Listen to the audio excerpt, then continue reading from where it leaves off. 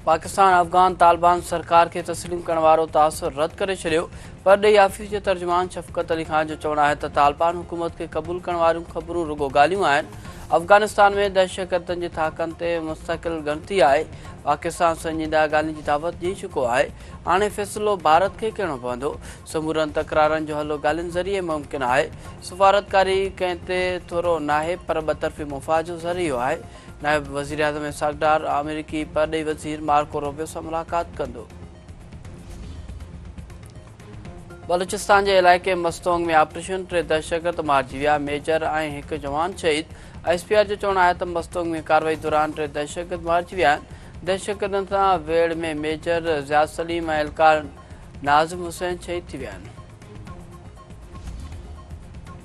DG SPR lieutenant general Ahmed Sharif चयो आहे त आङुरनि ते ॻणण जेतिरा दहशतगर्द बलूचिस्तान ऐं पाकिस्तान जी तरक़ी रोके नथा सघनि। बलोच अवाम मुल्क सां तारीख़, मज़हब, सक़ाफ़त ऐं रिवायत जे रिश्तनि में जुड़ियल आहे।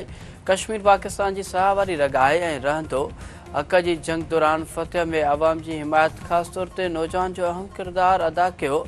DG SPR पारां किंग एडवर्ड मेडिकल यूनिवर्सिटी जो दौरो। वज़ीर आज़म शहबाज शरीफ़ सां JUI सरबराह मौलाना फज़लुर रहमान जी मुलाक़ात। मुल्की सियासी सूरत हाल बाबति ॻाल्हियूं। मौलाना फज़लुर रहमान जे क़बाइली जरगे जे सिफ़ारिशुनि बाबति ब्रीफिंग। KP ऐं बलूचिस्तान में अमन अमान जी ख़राब सूरत हाल ते ॻाल्हियूं। ठुल बरस सां मुबैना पुलिस मुक़ाबिलो हिकु ॾोहारी मारिजी वियो। पुलिस पारां तंगवाणी वारसी ॾोहारी नसीर मलक खे मुक़ाबले बाद माइण जी दवा। SSP जेकाबाद जो चवणु आहे त मारिजी वियल ॾोहारी नौजवाननि खे नौकरियुनि जो ॾटो जी घुराए जिन्सी तशदुद बाद गलो कपे क़तल कंदो हो। जाबदार हिकु हफ़्तो अॻु नौजवान वही शेख जो गलो कपे खेसि क़तल कयो हो।